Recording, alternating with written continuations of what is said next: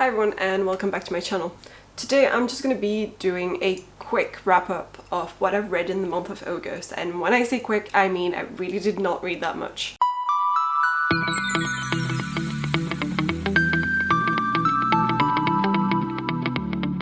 So the first book that I finished this month was These Witches Don't Burn by Isabel Sterling. I've talked about it in length in one of my reading vlogs, so if you want to have a more in-depth review of it, you can head over to that video. But basically this is about witches in the town of Salem that have to hide from regular people that they call regs. The main character, Hannah, is a witch who controls the elements, and so is her ex, which creates some issues, obviously. They at some point fear from something happening at a night out with a bunch of kids that there is a blood witch in town, and blood witches are really feared by elemental witches because they can control you with just a drop of your blood, so they're seen as this big villain in the world of witches. That's about all I'm gonna say for it, because I really go in depth way more in both my vlog video and also I've done a wrap up for what I've read so far in the year 2020, and I talk about it as well in there.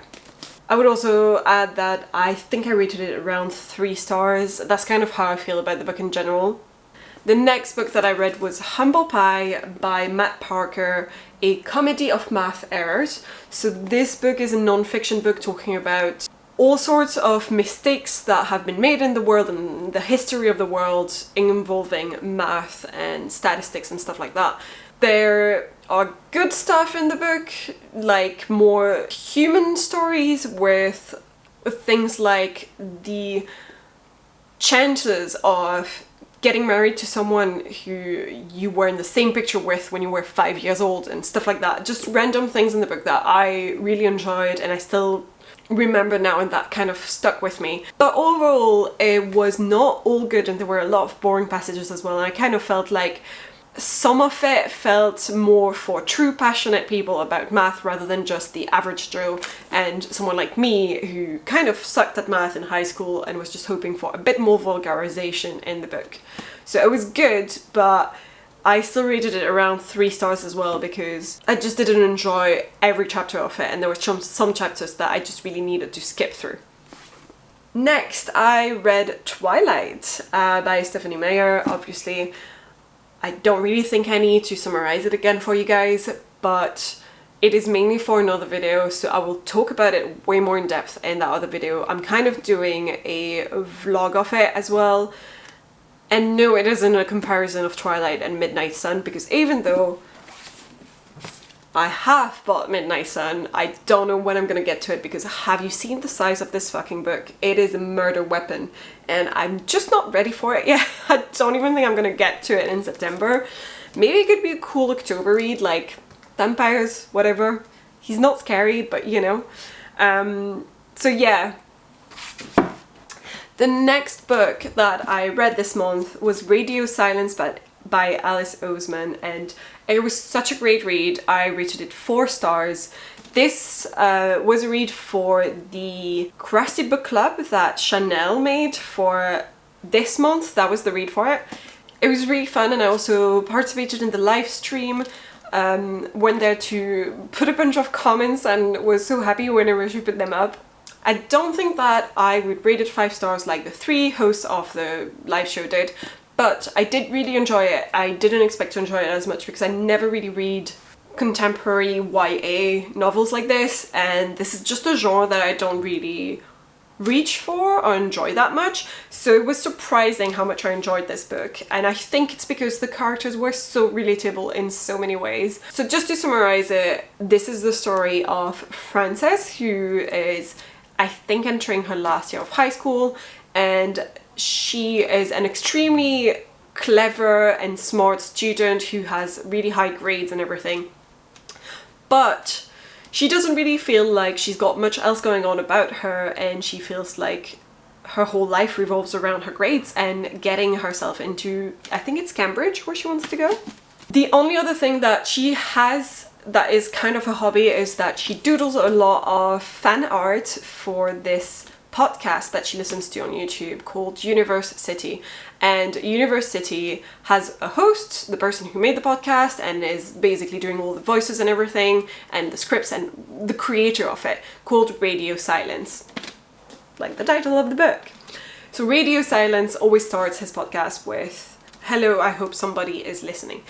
The Universe City podcast is kind of inspired by Welcome to Night Vale podcast that was really big a while ago, and there's a lot of Tumblr culture in the book. So she posts her fan art on her Tumblr, I think, / Twitter as well, and there's a lot of a fandom experience about the Universe City. I'm trying to pronounce it the way it should be, which is Universe City, and I mean Universe City and not University, although it's a play on that word, obviously. So Frances is obsessed with it and she draws fan art for it, and then one day she receives a message from University saying, "Hey, would you like to become the official artist for the show and like draw some art for the actual YouTube video that are posted with the show?" And she's super excited about it and kind of feels like that's the best thing that's happened to her, way more than having excellent grades that would get her into Cambridge. So there's that side of the story, but really it's a story about a big friendship between her and this other kid, Aled Last, who is one of her neighbors. He lives in the same street as her, and he goes to another school, but they basically randomly meet several times and develop this strange brand new friendship that makes her understand that whatever she is at school Frances, like she calls it, is just not the real deal and it's just not the real thing. I don't want to go on rambling, I don't want to do like a whole video that's just talking about Radio Silence, but I just felt like a lot of the stuff she said and a lot of the stuff that Aled said in the book were so relatable for so many people, and this was really visible during the live stream where people seemed to say whatever age they were. There were a couple of people who said, "Oh, I'm 13 and I related to the book. I'm 16 and I related to the book. I'm 23 and I related to the book. And I'm 29 and I related to the book." So I think that was the true strength behind this book, was how relatable it was, and not in a way like, "Oh god, so funny, she's so relatable," like people thought JLo was at some point, but in a way that it just touched down on so many important topics to do with school and education and friendship, and definitely made me cry at some point. Just once though, because I am a little bit of a cold-hearted bitch, but I did have one passage that really made me bawl my eyes out, and it was like, nope, gotta put it down for now and take a break. So yeah, I gave this book 4 stars. I just didn't want to put it at 5 stars because basically I felt like I read it really, really fast once I was into it, and once you start reading you just want to continue and know what's happening next, and it's really good. But I didn't really want to reach for it that often, and I think it's just because it's not a genre I actually enjoy all that much. I don't love contemporary YA or just contemporary in general. I like more of a fantasy aspect or a thriller aspect or a horror aspect to my books, and this just didn't have any of those. It was just plain old, normal life, regular people, this is what is happening in their lives type of book. And I think that's great for a lot of people. It's just not the genre that I reach for more. That's about it. That's actually all 4 books that I read this month, which technically is 1 book per week, which is fine because my Goodreads challenge was originally 50-ish books. But I am trying to catch up to how late I've become on this challenge and add a few more books to the pile, so I'm gonna try to read some more in September.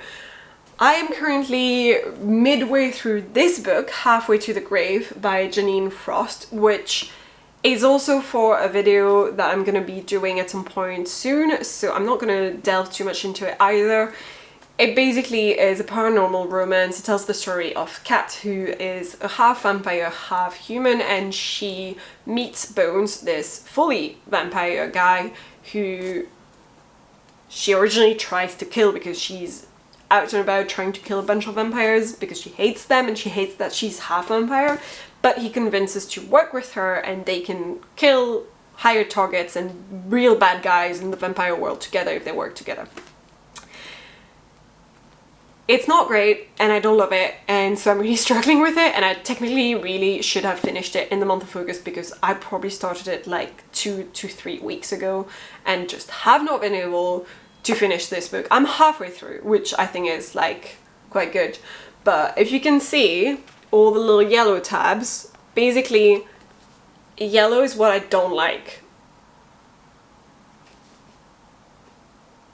But yeah, that's it for the month of August, guys. I've also made a little quick video about my TBR for September that I'm now realizing is massive, and I'm never gonna get through it when I've only been able to read 4 books this month, and I have so many other books that I'm reading for other videos that I'm planning that aren't even in that TBR.